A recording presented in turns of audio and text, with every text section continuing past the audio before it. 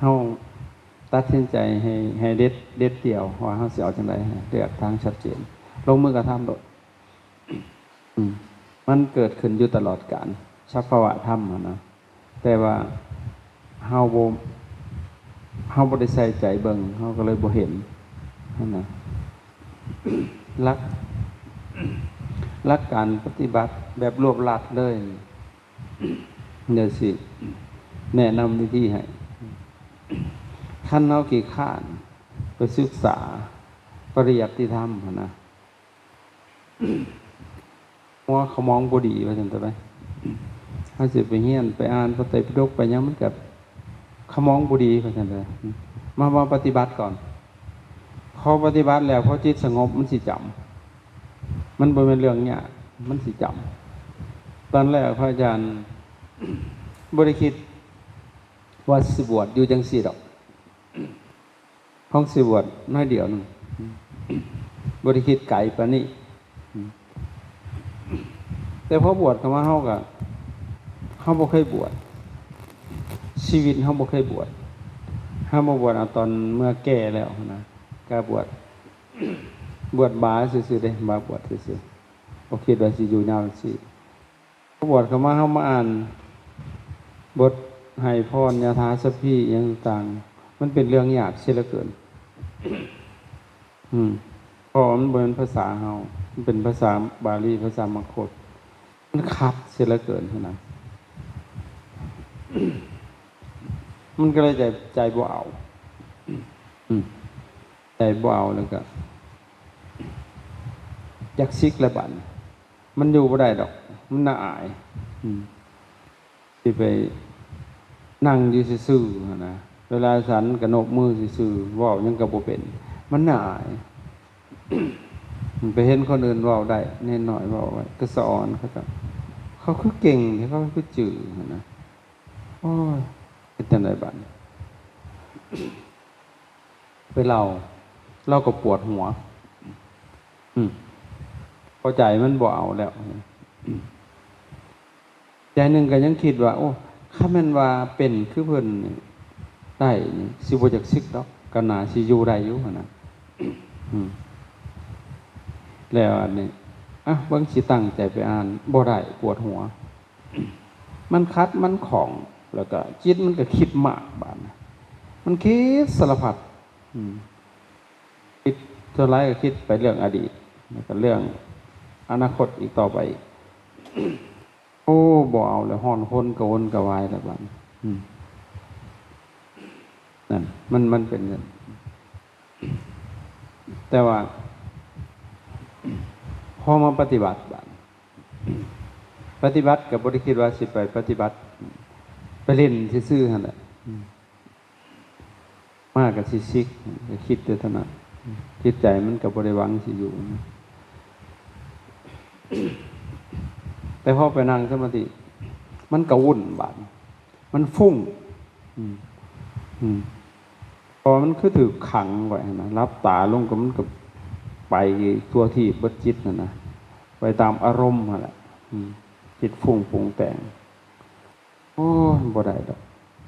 สมปิเดี๋ยวห่อนออกล้นเลยกระวนกระวายเลยคิดมีแต่คิดบาดเนี่ยจิตนะคิดกับคิดเรื่องที่มันผ่านมาแหละที่มันประสบการณ์มาในชีวิตต่างๆคิดตามภาษาของมันเป็นธรรมศาสตร์ของจิตมันสิบ่เคยว่างจากอารมณ์ดอกมันป้าตัวนึงก็ไปเอาตัวนึงจับมาอยู่ทันตลอดทั้งวันเลยนะแต่ก่อนมันเป็นอย่างคือบ่ฮู้ว่ามันคิดเพราะว่ามันปล่อยไปตามอารมณ์แต่ก่อนแต่เฮาบ่ได้บวชแต่เฮาบ่ได้นั่งสมาธินะเบิดมื้อวันทั้งวันเฮายังบ่ฮู้ว่าเฮาคิดจังเลยมันก็ไหลไปตามที่มันสอบใจบ้านนี้มันมาทวนกระแสมันเลยเห็นเลยเป็นความคิดนั้นหลายเสียเหลือเกินเลยโอ้ยจนเหือสัตว์ออกห่อนออกล้นนั่งข้าวเดียวก็สิขี่สิหากสิทนออกแล้วบัดนี้พอเพิ่นวางกรรมฐานให้หันจะเข้าหันจะออกจิตมันจดจ่ออยู่ในนี้มันว่าผูกไว้ในนี้แห้งเดือดเลยบาดนี้สิขี่สิหากสิทนไม่ให้ย่างเขาอีกให้เอาสติมาจดจ่อสิบ่ได้เลย โอ้ยอ่อนอกหนวกเลยแบบบ่ได้หาแต่ทางสิไปแต่ก็เฮ็ดไปเฮ็ดไปเพราะมันแล้วก็สิกลับมาแล้วก็สิซิกนั่นคิดทางนั้นบ่ฮู้หรอกสมถะยังบ่ฮู้จักแต่ก็อยู่ไปประคองไปเพราะมันหลอดมือซื่อๆนะบัดนั้นสิเป็นมันบัดบ่ยากบัดทั้งนี้ทั้งนั้นคือเฮามันมีของเก่ามันสั่งสมมาอยู่คันเฮาบ่มีเฮาบ่ได้บวชดอกเฮาบ่ได้มาปฏิบัติจังซี่ดอกมันมีอยู่หั่นแต่เฮาดูถูกเจ้าของเฮาเฮ็ดเล่นโพเฮาบ่ได้ใส่ใจหั่นนะข้อเพราะเพิ่นเทศเพิ่นเว้าจิตมันหูมันบ่หนวกมันได้ยินเสียงเนาะมันฟังเสียงเพิ่นเว้ามันถูกบังคับเสียๆสิลุกไปก็สะเลาะให้เพิ่นให้มันเข้าสู่ความสงบสักพักนึงจังสิหาทางหนีหั่นน่ะนี่ไปหาเล่นจนประเทศจบจังสิมาความคิดจังซี่แหละแต่มันก็สะเลาะไปมันก็บ่ได้เฮ็ดหยังดอกลมหายใจมันบ่ได้สนหั่นน่ะพ้องว่าซะนั่งรับตาซื่อๆนี่แหละแต่หูมันบ่หนวกมันพอได้ยินเสียงคนร้องแต่มันมาสะดุดใจเฮาคำบอกของเพิ่นหั่นน่ะมันเลยคอยตามเลยไปตามอารมณ์เลยกับเสียงตัวนั้นนั่นแหละมันสิมาเข้าใจคำว่าสมาธิบาดเนี่ยเพราะสมาธินั่นคือจิตตั้งใจมั่นในอารมณ์มันเดียวอันนี้สมาธินะจิตนะตั้งใจมั่นในอารมณ์อันเดียวสมาธิอารมณ์นี่มันมีทุกอย่างหูได้ยินเสียงดังได้กินลิ้นได้รสกายได้สัมผัสนั่นแหละคืออารมณ์ของจิตเข้าใจบ่เอาตัวเดียวนะนั่นแหละเป็นสมาธิตะกี้เขาบ่ฮู้เด้เพราะมันเป็นเขาจึงได้สรุปลงได้ว่าอันนี้มันเป็นสมาธินะเข้าใจนั่งเฉยๆบ่ได้สนฟังเพิ่นว่ามันก็ค่อยตามไปมันไปอันเดียวนะจิตนะไปอันเดียวเลยเป็นเอกคตาอารมณ์เลยหลังจากมันถึงที่สุดของมันนะมันล้อมรวมเข้าไปลงไปมันดูดพึบเข้าไปเลยเข้าใจเอกาทิภวคโตนั้นไปอันเดียวนั่นแหละมันระงับไปเลยอันยังนิวรธรรมทั้งหลายนะกามาสัทธะพยาบาทอุทจักกุกุจจะที่นั่นมีแต่วิกิจฉาระงับปั๊บมันคึบเข้าไปจิตมันตื่นอยู่ภายในคุณบานตื่นเลยบาทเนี่ยมันสุขนะแต่มันโล่งมันสุขมันเป็นภาวะอันเดียวจุนหันมันห้องออกมาเลยแต่จุนหันมันห้องออกมามันอุทานออกมาทั้งเบิดเลยแบบนี้หลังจากมันถอนออกมาจากหันมันสิจากซีกบอกบาทเนี่ยมันจะเข้าไปอีกมันติดใจเลยในโลชาตินะเขาจะห้าก็เนาะพอออกมาแล้วสิเฮ็ดคือเก่าสิเฮ็ดนั่นใดเพิ่นบอกให้เบิ่งลมหายใจเข้าพองหายใจออกมันสิเฮ็ดได้บาดตะกี้มันบ่เฮ็ดมันฟังไว้ซื่อๆกูเฮ็ดเล่นๆสิมันเป็นหั่นน่ะบาดนี้ก็มาเฮ็ดมันก็ดูดเข้าไปอีกคือเก่ามันสิยากใช่บ่บาดนี้มันสลาดไปกูหันมันบ่แม่นแต่เฮ็ดล้มบาดมันเฮ็ดอันเดียวเป็นเบิดสมาธิเขาแต่เอาจิตไปตั้งไว้ในอันเดียวหั่นน่ะมันเป็นโลดเข้าใจบ่มันก็ร้องไปหลายๆเนี่ยบัดม่วนบัดเฮ็ดพอเฮ็ดคักบัดมันก็ปลุกเร้าจิตใจมันก็อยากทำเพราะมันสุขเลยเข้าใจในซึมมันก็อยากเฮ็ดอยากศึกษาวิชาการเพราะมันเป็นสมาธิมันจำจิตนั่นจำดีอีกด้วยนะถ้าอ่านหนังสือในอ่านมันก็จำเลยมันเข้าใจเพราะมันเป็นมาแล้วก็มันจะเข้าใจนั่นแหละแต่ว่าถ้าหากว่าผู้ใดหัวเขามองบดีนะบ่พาเฮียนมาเฮ็ดตัวจริงซะก่อนพอจิตสงบแล้วมันโปร่งมันโล่งมันโปร่งตรงมันสิจำบัดจะเลยเพราะมันเป็นชั้นบัดเริ่มเฮ็ดอีหลีบาดตะกี้เฮ็ดเล่นๆตะกี้หั่นน่ะหวยมันก็เป็นเลยเว้ยมันต่อยอดไปเรื่อยๆเว้ยมันสงบจิตสงบมันมีความสุขมันบ่ทุกข์ดอก คันจิตเป็นสมาธิมันสิสุขหมู่นั่งนี่ออกห่อนออกล้นกระวนกระวายคือแต่เจ้าของมันสุขนั่งอยู่มันสุขนั่งอยู่ในแซมกับนั่งท่าใดก็อยู่ท่านั้นบัดมันมีความสุข มันก็ต่อยอดมาหลังจากนั้นมันจึงอยากเฮียนจังมาเฮียนหลักการเฮียนมันก็บ่ได้ภูเขาเฮียนดอกแต่มันสิเฮียนอ่านเอาเองนี่แหละเฮาอ่านหนังสือเป็นอยู่ตัวใดเฮาบ่เข้าใจทราบแจ้งเฮาจังไปถามเฮียนมันก็จะมุ่งตรงเรื่องวิธีปฏิบัตินี่แหละบ่จะไปทางอื่นเห็นบ่ทีนี้ในหลักที่พระเจ้าเพิ่นสอนเกี่ยวกับกรรมฐานเนี่ยมีสองอย่างอันที่หนึ่งเพิ่นเรียกว่าจิตตภาวนาคือการอบรมจิตอันที่สองปัญญาภาวนาคือการอบรมปัญญาอันหนึ่งเป็นสมถะอันหนึ่งเป็นวิปัสสนาการรวบรวมลงอยู่ในมหาสติปัฏฐานทั้งสี่มหาสติปัฏฐานสูตรอานาปานสติแล้วฉะนั้นนี่เพิ่นเป็นหนทางอันเอกอันนี้นะเป็นทางเดียว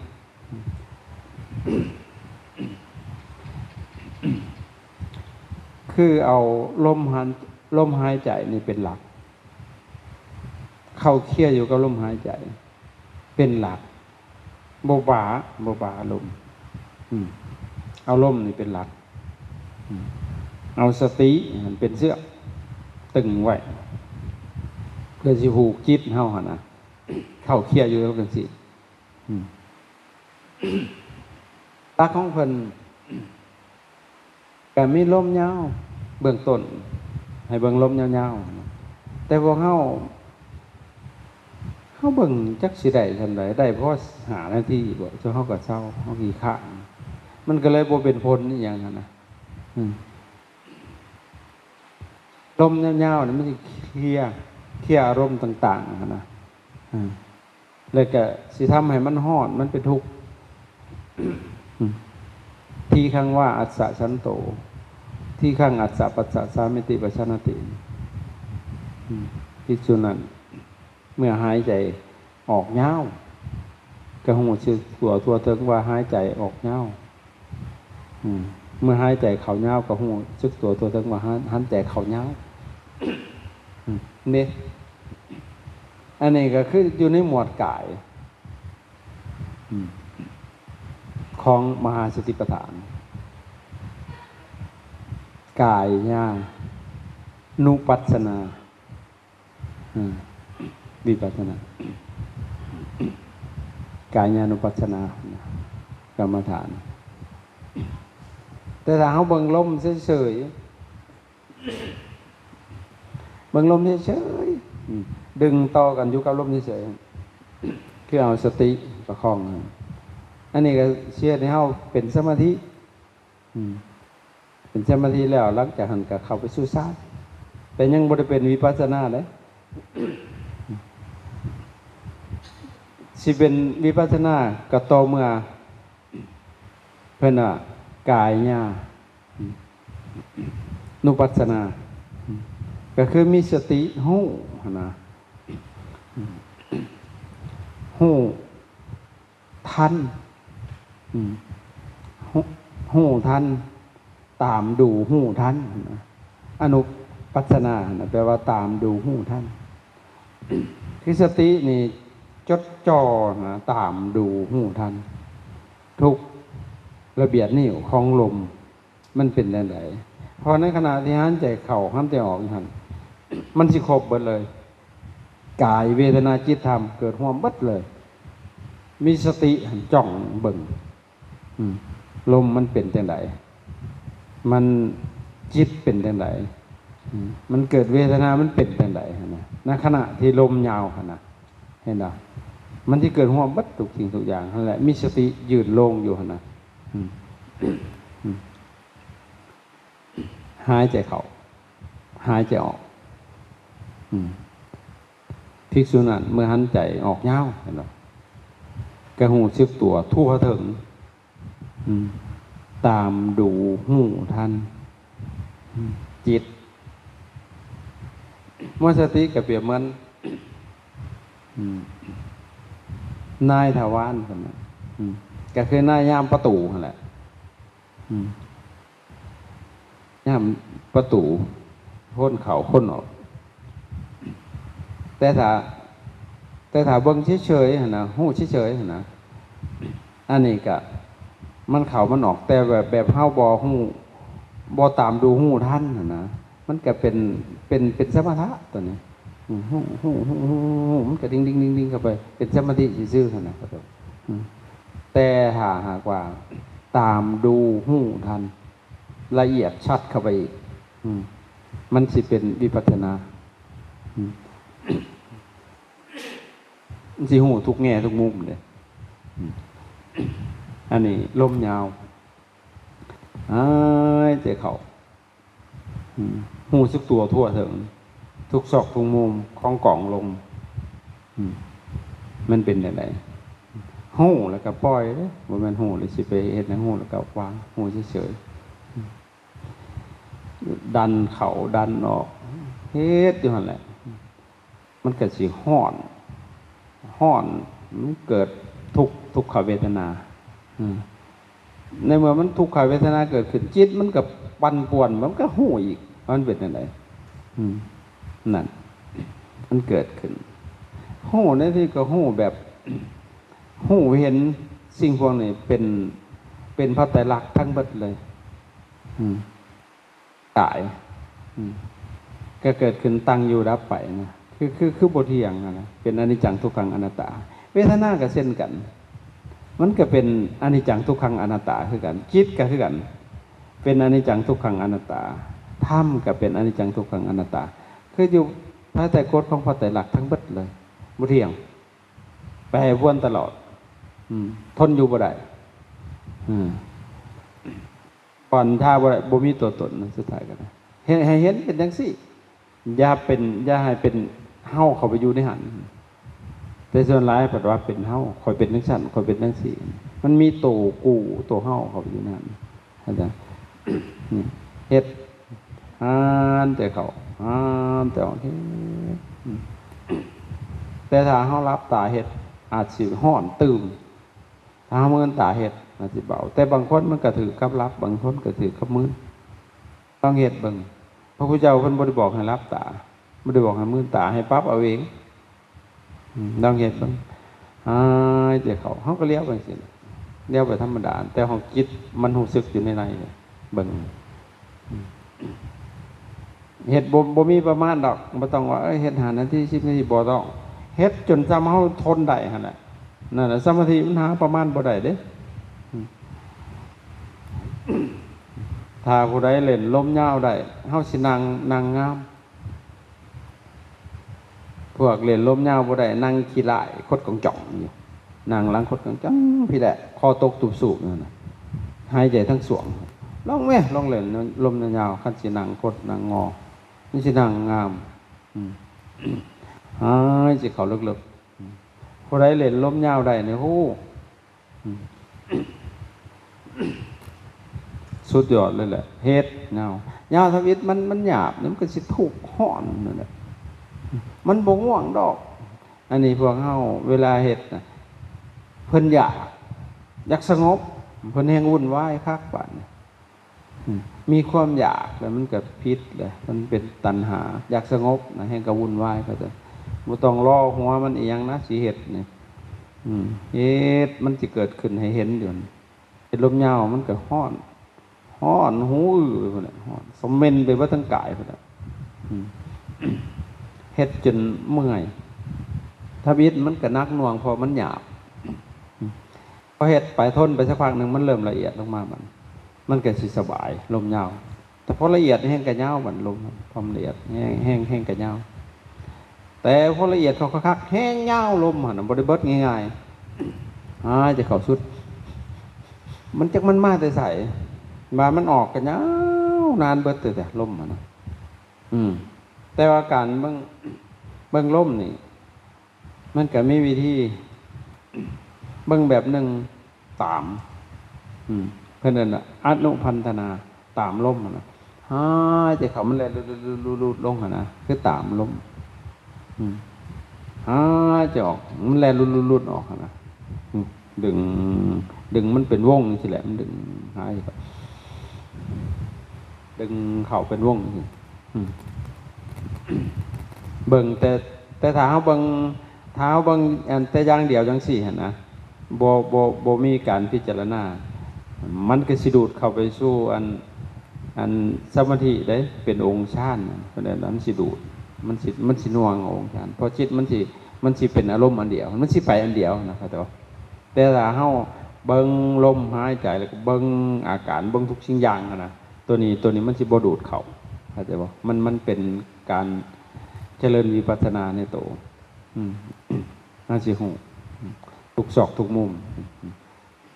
เอาเฮ็ดสิหายใจยาวหายใจสั้นถ้ามันถือกำเฮานี่นะตัวอนุพันธนานี่มันกระเช็นหอดลมผลได้บัดมันเช็นลมแต่บางคนกระเช็นมันเป็นเส้นแต่บางคนมันกระเช็นเห็นมันกระจายอารมณ์สิต่างกันเห็นมันกระจายแล้วก็ม้วนตั้งแต่ก็เป็นหมอกเป็นควันหุ่มแล้วแต่มันสิบ่คือกันแต่ถ้าบ่ถือบัดปวดขี้ปวดหักแล้วปุ่นท้องปุ่นใสเลยถาบ่ถือกำเฮานี่ถ้ามันเป็นจังซี่มันบ่ถือเนาะเปลี่ยนพระเจ้าน่ะคุณะจัปปะรังยังไม่อีกพุ่นน่ะคณนา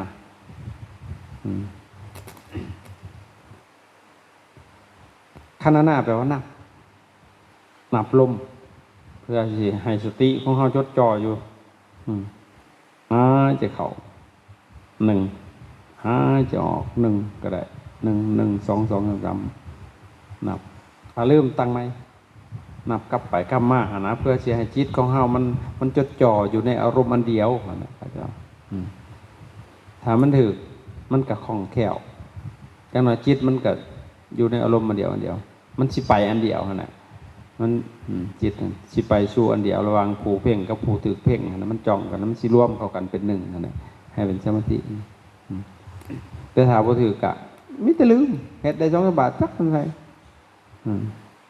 เปลี่ยนใหม่อีกยังมีอีกพุ่นน่ะปุณณะจัปปะรังยังมีอีกพุทธนาก็คือจ้องบางจุดลมกระทบหายใจเข้า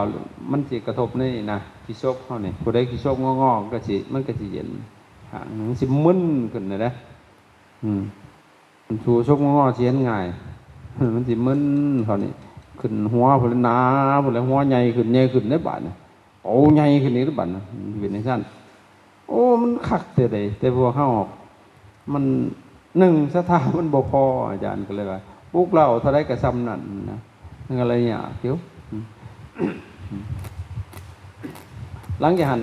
ถ้าสิไปเห็นลมอีกคือกันได้อันเพิ่นผู้สิชกงอๆหั่นน่ะมันสัมผัสได้เห็นคนเพิ่นจ้องเขาอันเดียวจ้องเขารว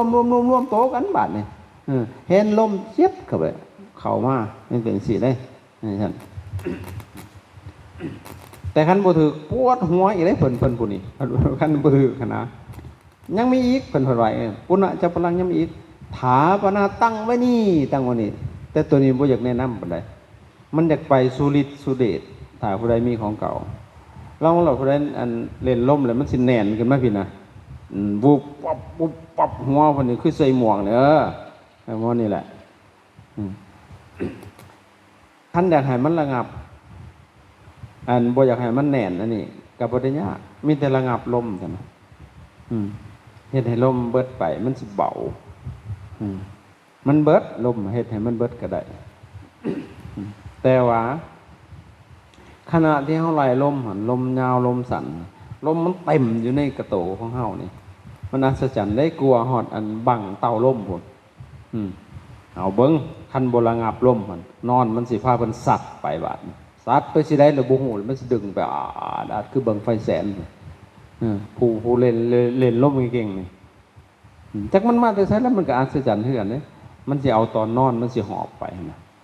อย่าสุปยานเด้จังนั้นก็อย่าฝีอำอีหยังดึงไว้มันบ่แม่นมันเกิดเฉพาะทั้งนั้นเลยแหละเขาจะ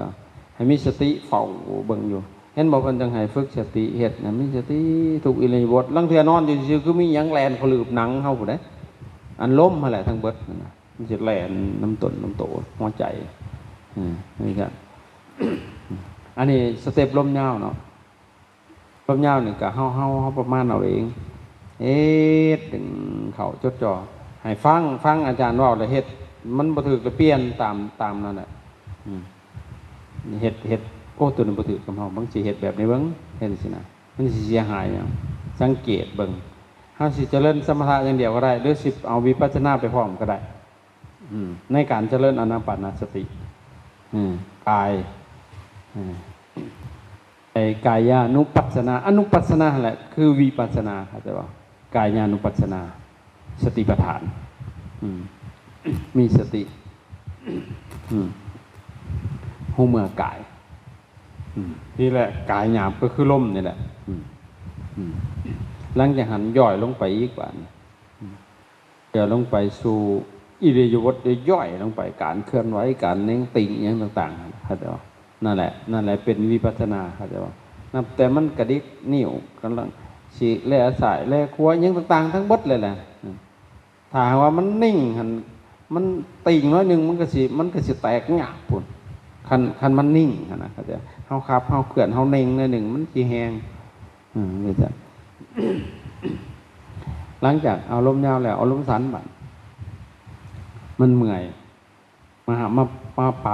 ปาตัวยาวเฮ็ดลมสั้นรัตสังวะอาสาชันโตรัตสังอาสาปัสสะสามิติปชันติภิกษุนั้นเมื่อหายใจออกสั่นกะหูสึกตัวทั่วถึงว่าเฮาหายใจออกสั่นเข้าสั่นเฮ็ดอันใดเฮ็ดจังซี่นะเฮาเอาซ้ำเฮาประมาณได้หั่นแหละบัดแล้วมันสิดึงเองของมันได้มันสิดึงติ๊กตักจุกจักเขาให้มันสั่นแน่นของรัดแน่นเขาบ่ได้บัดเนี่ยลองเห็นบางคือสิตายนี่นะเสียมเห็นมันบ่ตายดอกมันสิไปตายได้เสือนั่นแต่ห้องย่านแหมนเขาคือใจสิขาดนี่นะว่างั้นจะไปมันสิหอบของมันเองเอาสังเกตพอเบิ่งนี่อันนี้ลมสันก็ซ้ำกันกับเครื่องยนต์แลนลอยเศร้าไปแล้วเว้ยมันสะเม็นไปบัดโตแล้วโหนี่ก็จักแม่นหยังแล้วดังจากหันอันที่3บาทสภากายปฏิสังเวทีอาสัพพสัสสิตามิติสิกขติตัวนี้มีสิกขติเข้ามาเลยภิกษุนั้นยอมทำในบทศึกษาว่าเฮาเป็นผู้ฮู้พร้อมเฉพาะซึ่งกายทั้งปวงปาเลยลมยาวกับปาลมสั่นกับปาบ่เฮ็ดหยังอยู่ซื่อๆให้มันหันใจเองมันสิดึงยาวแล้วมัน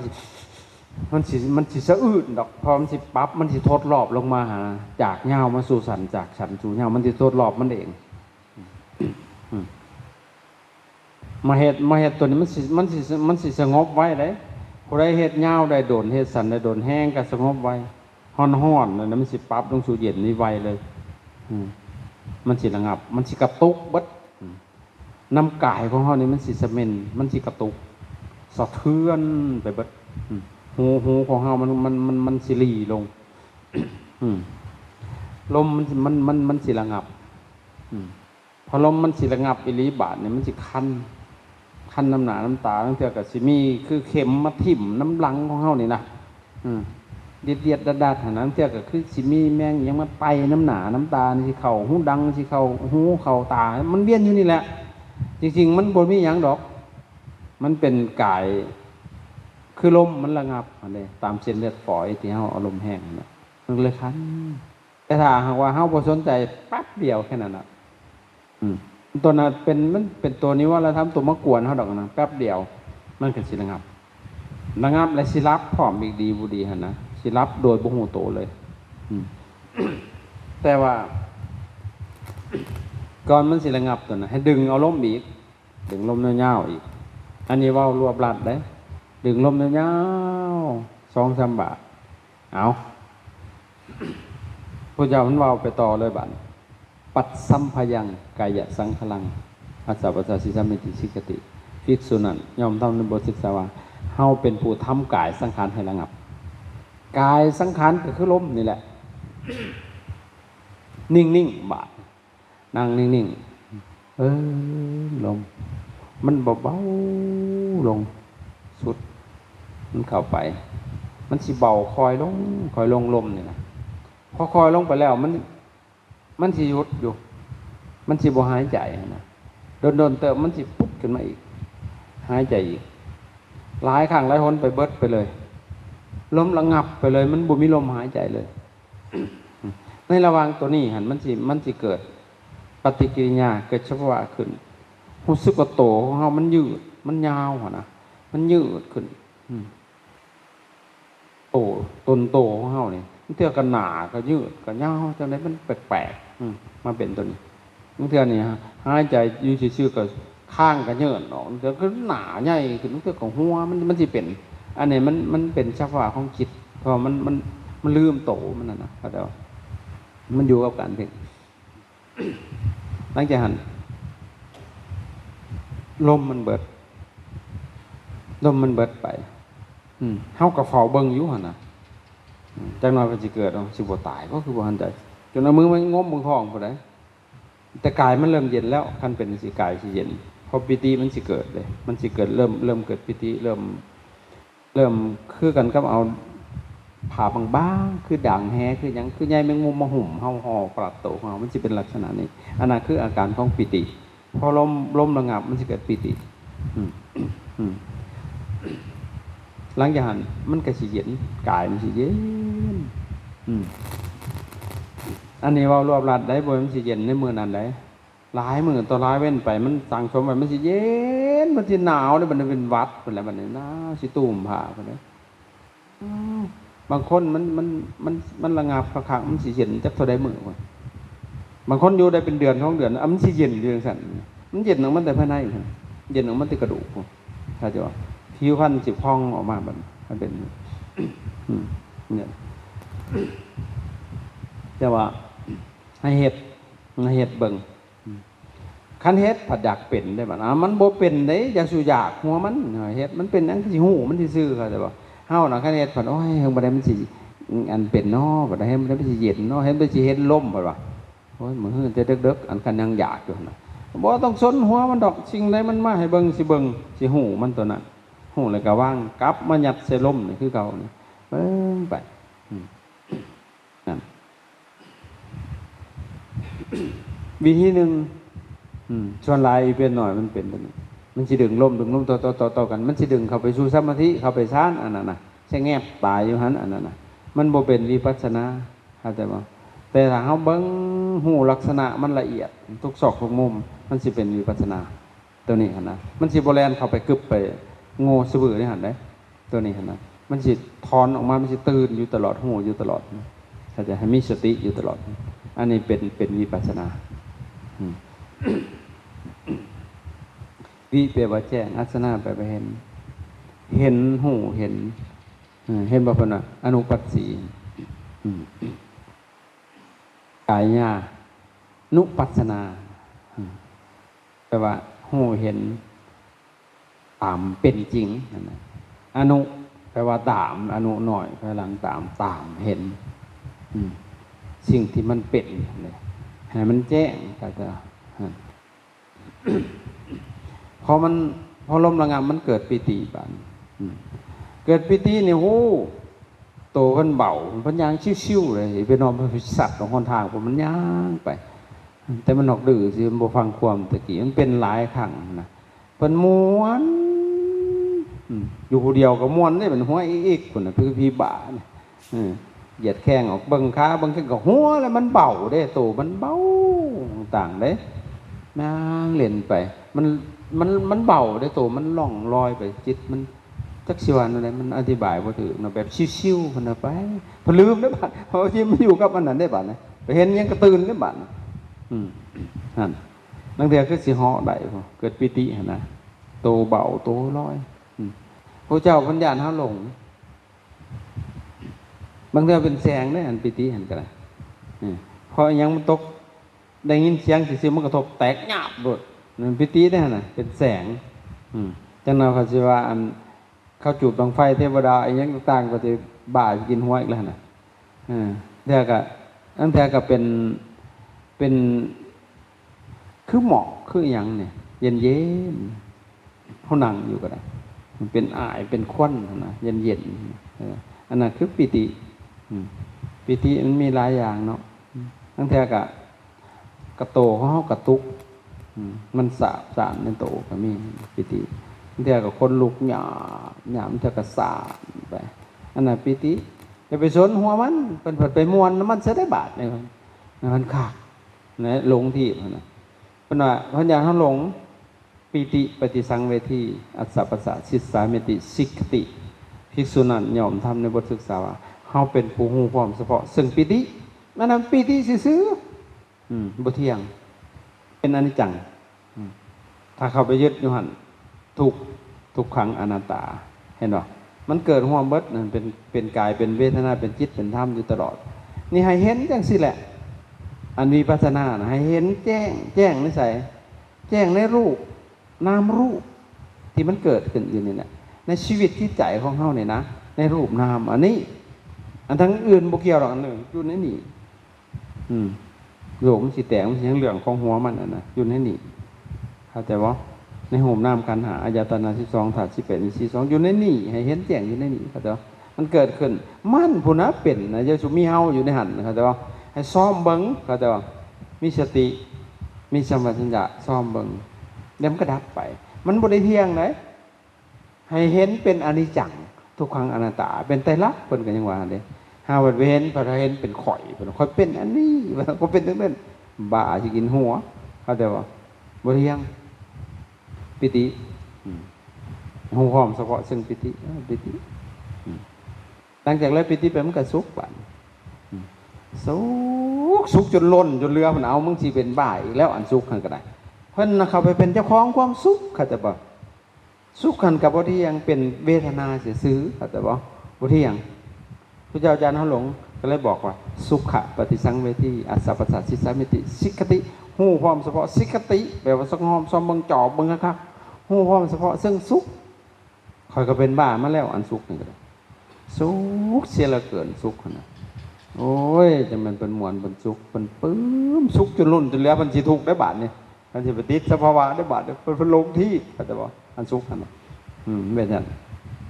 ฮู้ว่ามันสุขซื่อๆฮู้ว่าสุขเป็นเวทนาเป็นสุขเวทนาซื่อๆบ่เที่ยงตั้งอยู่บ่ได้เป็นอนัตตาบ่มีตัวตนนี่ให้เห็นจังซี่เห็นกายบ่เที่ยงเวทนาบ่เที่ยงสัญญาสังขารวิญญาณบ่เที่ยงกายเวทนาจิตธรรมนี่บ่เที่ยงเป็นอนิจจังทุกขังเป็นทุกข์ทุกข์ในที่นี้คือทนอยู่บ่ได้นั่นแหละลังแต่สิดับไปทนอยู่บ่ได้มันแปรปรวนตลอดนะเข้าใจบ่ทุกขสภาวะคืออยู่คงที่อย่างเดียวน่ะบ่ได้มันต้องเปลี่ยนตลอดนะนั่นแหละอนัตตาบ่มีตัวตนมันเป็นอยู่จังซี่นะให้เห็นจังซี่ให้เห็นเป็นเพิ่นน่ะไตรลักษณ์ลักษณะ3อย่างนี้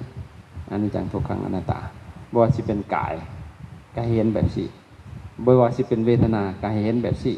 บ่ว่าสิเป็นจิตก็เห็นแบบซี่บ่ว่าสิเป็นธรรมก็เห็นแบบซี่นั่นแหละเฮาสิบ่หลงเข้าใจส่วนหลายเฮาหลงเกิดหยังขึ้นก็หลงแล่นเข้าไปเป็นมันเบิดเลยบาดนี้จะนอนก็วุ่นแล้วจะนอนก็ทุกข์อีกบาดนี่แหละเพราะสุขถ้าไปเสพเข้าไปเป็นมันจิตสิปรุงแต่งมันเป็นบุญได้จิตเป็นบุญได้สุขและจิตเป็นบุญเพราะนั้นเกิดกุศลสังกัปปะคิดอะไรบ้างมันคิดเรื่องดีๆมันหันแล้วคิดเนี่ยดีจะนอนก็อยากเทศแล้วอยากให้มูดีบาทสิหาไรเทศอีกได้บ้างหาไรเทศให้มูฟังได้กันผ่าผู้ใดเป็นเป็นขาดสติได้เห็นบ่ผ่าที่เราเป็นย้อนเราออกโลกโซเชียลเทศแล้วมันโว้ยเหตุเกิดขึ้นกับบริเมื่อยได้หาหนามวนบ่มีผู้ฟังก็สิไล่เทศให้เขาฟังได้บัดนี้เทศให้เฮาต้นใหม่ฟังนั่นแหละนี่แหละพอสุขกายหูว่าสุขซื่อๆนะอันนั้นเป็นเครื่องเวทนาเพิ่นญาณเฮาหลงถ้าว่าเฮาไปปุ่งไปพุ่งไปแต่งนั่นสมาธิสิขาดเคลื่อนพอสมาธิขาดเคลื่อนบัดจิตอกุศลเกิดเราได้บัดนั่นล่ะบัดวุ่นวายเราได้บัดโดยบ่ฮู้สึกโตเลย ติดสภาวะอีกแล้วบัดนี้สิเป็นหันตัวบ่รู้สึกเลยบัดมันเป็นอย่างนั้นนั่นแหละจิตตะสังขลังปฏิสังเวทีอัสสะปัสสะสิสามิติสิกขติหู้พร้อมเฉพาะซึ่งจิตสังขารอันมันคิดแต่มันเป็นจิตสังขารแต่ว่าสังขารฝ่ายดีน่ะมันเป็นบุญแต่กุศลสังกัปปะมันก็คิดแต่แนวดีๆแนวดีก็จะไปอ่อนซ่อนหัวมันมันคิดไปคิดมามันตัวผลได้บัดตัวจังสันตัวจังสิมันเป็นแม่นอีหลีมันทำอิดนะมันแค่ก็มีเสียงคนตัวมาบอกเอ้ยก็แม่นอีหลีไปน้ำมันบัดแต่มันถามเพิ่นก็ตอบมันถามมันก็ตอบแท้ละจิตเพิ่นน่ะถามเองตอบเองนะมันก็คิดตัวเพิ่นอีกนะครับแต่ว่า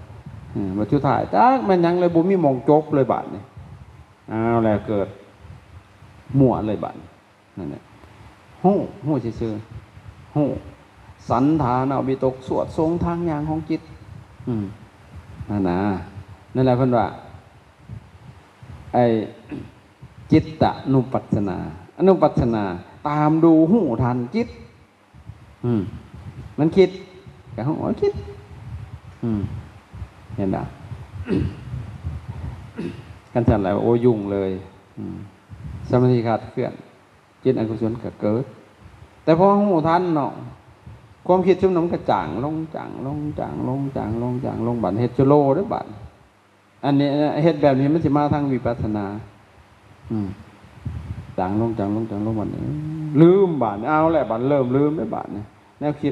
คิดอันปัญญามันคิดหลายๆจักมันหายไปใส่เบิดบัดคิดหากับบ่พอเลยบัดสิคิดยังบ่เป็นบัดจะโลอยู่ลืมเอาคักๆสิบ่จื้อหน้ากันพุ่นเด้เนี่ยคู่มานํกันจำกันบ่ได้เลยจำหน้าได้อยู่หอกสิคิดหาชื่อบ่เป็นเพราะว่าจิตมันสิยังเข้าสู่อุเบกขาอุปะเข้าไปอิขะจ้องดูมันสิเข้าไปจ้องดูกันระหว่างกิเลสกับคุณธรรมมึงจ้องมึงยึกยักกูก็ใส่มึงหล่นสินะมันบ่แม่นมันโง่มันคือโง่ของบ่ได้โง่ได้หั่นมันจ้องของมันอยู่หั่นน่ะอันนั้นเข้าไปสู่อุเบกขา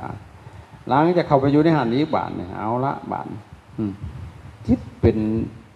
เงาเป็นเสาเป็นเชิงซึมๆไปจักได้ก็บ่ฮู้แล้วบัดเอารู้วุ่นอีกแล้วบัดลืมแล้วบัดนี่มันบ่เที่ยงอีกได้บักอัญโจโลหั่นก็ได้เพิ่นลืมเพิ่นสติเพิ่นบ่ดีนะมันต้องใช้สติมากๆเลยอันเจริญวิปัสสนานะพ่อมันเฉพาะจิตตะปฏิสังเวทีอัสสะปัสสะสิสามิติสิกติภิกษุนั้นยอมทำในบทศึกษาว่าเฮาเป็นผู้ฮู้พ่อมันเฉพาะซึ่งจิตบ่มีสังขารในตัวนี้จิตมันเป็นจังได๋มันเป็นสิริหูมันอยู่หั่นน่ะหูมันอยู่ระวังบัดมันปุดไปหั่นน่ะจากแม่นอีสังได้หั่นซ้ำบ่ได้ปฏิบัติจักดีได้บัดมันแล่นไปหั่นน่ะก็ลักคนนั่นน่ะเฝ้าเบิ่งจังว่ามันมีลมอองลองเบิ่งลมบาดนี่ครับเบิ่งเขาเคลียร์ไปนำกับลมมันน่ะครับเนี่ยดอกได้งานมันก็ว่าทำจิตให้ประโมทเอาละบาทมันเศร้ามันเต็มเลยปลุกเรามันได้บาทเนี่ยเอาธรรมะมาประโลกธรรมะที่เขาเคยได้ยินได้ฟังมาแหละเดี๋ยวน้อมนึกถึงคุณครูบาอาจารย์ก็ได้พุทธคุณธรรมคุณสังฆคุณพุทธานุสติธรรมาสังฆานุสตินึกเห็นเขาอัดเขาทำเห็นให้จิตมันแจ่มชื่นเบิกบานขึ้นขณะทำให้จิตประโมทพอจิตประโมทแล้ววันนี้ทำให้จิตตั้งมั่นบันหันแต่เข่าหันแต่ออกให้มันตั้งมั่นซ้อมบางใดหายใจเข่ามีอย่างบ่มีหายใจออกซ้อมบางมันสิมีอย่างมันสิโผล่ขึ้นในขณะนั้นนะบางทีมีแนวคิดโผล่ออกไปมันเราได้หันนะหูมันสิหยุด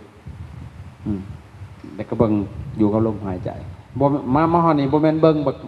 บักดึงติดได้บ่แม่นได้คันดึงตัวมันสิยักเมาเข้าไปอยู่ซ่านนี่ได้น่ะเบิ่งเฉยๆอันนี้เบิ่งเฉยๆบ่ได้เข่งได้หยังมันเลยเข้าใจบ่หยุดจึกจังนั้นลมมันเข้าธรรมดามันเข้าธรรมชาติของมันอีหยังบอกให้มันตั้งมั่นอยู่นั่นแหละ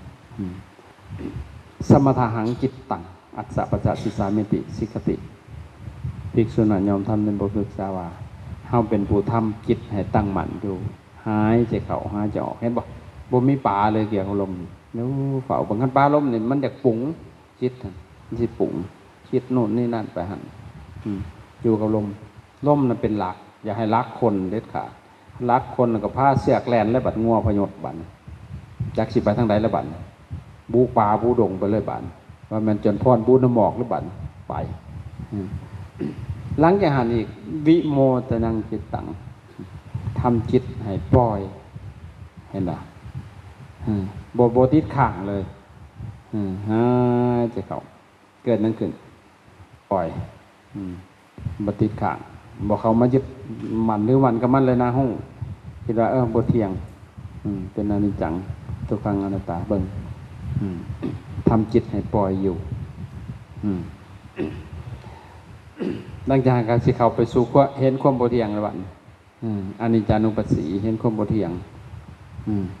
ยังเกิดขึ้นมันกับบทเทียงนะมันหลังตั้งแต่สิเปลี่ยนแปลงไปตลอดนะหลังจากกระจิตกระจิคลายกระจิเกิดเบื่อหน่ายจางคลายในสิ่งที่เฮาหลงเขาไปยึดไปถือนะหลังจากกระจิเห็นความดับไปเป็นความดับไปของทุกสิ่งทุกอย่างนะเกิดขึ้นตั้งอยู่แล้วก็ดับไปบ่มีอีหยังเตียงแท้หลังจากการเข้าไปสู่ความสลัดคืนจิตน่ะมันสลัดนั่นแหละแต่ทุกขณะหันคือบ่ให้ปลาล่มได้คือเขาเครียดอยู่กับลมตลอดปฏินิสกานุปัสสีอัสสะปัสสัสสิสามิติสิกติภิกษุนั้นยอมทำในบริสาวาเฮาเป็นผู้ตามเห็นซึ่งความสลัดคืนอยู่เป็นประจำหันแต่เขาหันแต่เอานั่นนี่เห็นบ่สุดท้ายก็อัสสะปัสสะคือเบิ่งลมอยู่ตลอดนี่อันนี้คือเจริญแบบวิปัสสนาแต่คันเจริญแบบสมถะก็คือเบิ่งลมซื่อๆหายใจเข้าดึงจืดจัดต่อเข้าไปบ่มีหยังอันนี้นะเฮ็ดแต่จังซี่ว่าง่ายว่าเฮ็ดให้จิตน่ะรวมตัวเป็นหนึ่งเพื่อนเอาเพ่งเพ่งจะล้มเพ่งใจยังก็แล้วแต่สุดท้ายผู้เพ่งกับผู้ถือเพ่งรวมเข้ากันเป็นหนึ่งเดียวนั่นแหละเป็นสมาธิหรือว่าเป็นฌานเข้าไปสงบอย่างสูงออกมากระวุ่นคือเก่าพอมันไม่ได้เกิดปัญญาอย่างนี้นะแต่ว่ามันก็เป็นวิหารธรรมเขาเอามันมาใส่ได้มันเจริญวิปัสสนาเนี่ยถ้าเขามีอำนาจของฌานของสมาธินะได้ผู้ใดมีของเก่ามันก็สิเป็นนะแต่ผู้มีของเก่าก็เอามาเฮ็ดวิปัสสนาเนี่ยเฮ็ดเอามันบ่เป็นสมถะนี่มันเป็นเรื่องยากได้คันบ่มีของเก่าเฮ็ดจังได๋มันก็บ่เป็นได้ยากเลยแหละแต่วิปัสสนานี่มันเป็นบ่มีก็เฮ็ดนี่แหละเฮ็ดเอานี่แหละหัดเฮ็ดมันโหซ่าก็สร้างก็โหอีกสิซั่นเบิ่งโหยังเกิดขึ้นก็โหลองเฮ็ดเบิ่งเฮ็ดอยู่จังซี่แหละบ่ยาวบ่เศร้าทุกลมหายใจเข้าออกยืนเดินนั่งนอนเว้าคิดทำคิดนั่งให้คุกที่เข้าเครียดอยู่กับมันจังซี่นะแล้วมันสิเป็นมันสิตึงอยู่นำหัวนี่ตลอดกันท่านแหละโอ้เฮาน่าเสียดายเด้การบวชของพวกเฮานะของเก่ามันก็บ่ได้น้อยเด้จังได๋มาฮอดปีได้มาบวชนะเฮ็ดโลดคันพวกท่านเฮ็ดคือพระอาจารย์ว่ามันสิเกิดคำถามเกิดขึ้นมันสิเกิดปฏิกิริยาในกายของเฮานี่แหละในลมหายใจนี่แหละในกายพลังงับลงมันสิมีปรากฏการณ์หลายๆดอกเฮ็ดลมยาวลมสั้นพอลมระงับมันสิหูมันสิจังหน่อยสิได้ยินเสียงแปลก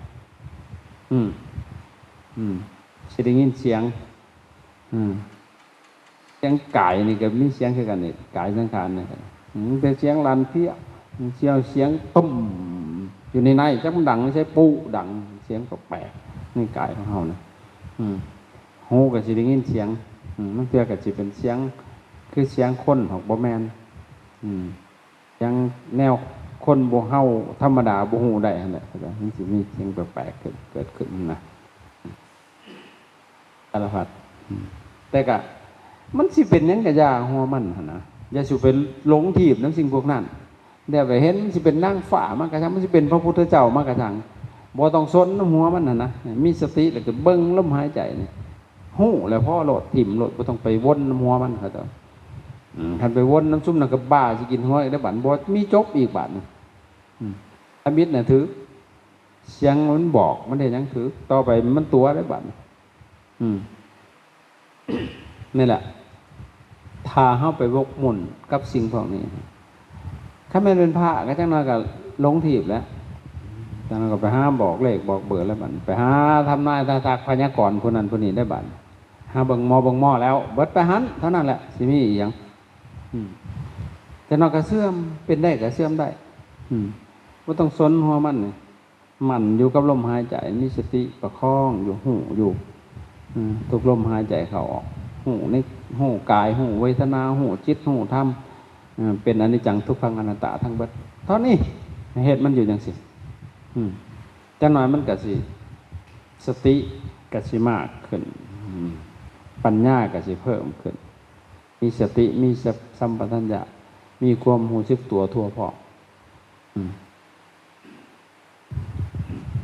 ให้เอาจังสิ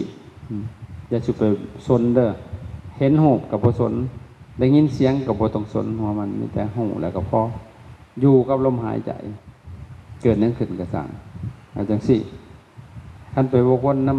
ำสิ่งพวกนั้นจะนอนก็เป็นบ้าอะไรอย่างดอกบ่มีหยังดอกมันก็สิลายหมกใหม่ครับให้เฮ็ดเอาไว้ซ้ำนี่อันนี้บอกวิธีเฮ็ดให้พากันเฮ็ด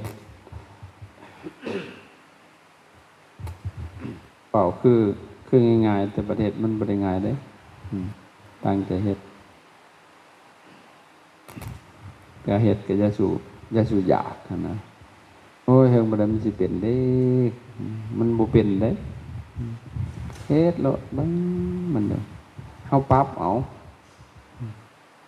เฮาหายใจแนวใดเฮานั่งแนวใดเฮาปรับเอาได้เด้อย่าให้มันกดอย่าให้มันเก่งอย่าให้มันแข็งเกินก็ต้องนั่งก็ได้ถ้ามันแข็งเกินมันก็ปวดหันปวดนี่ปวดหัวมัวเก่าสารพัด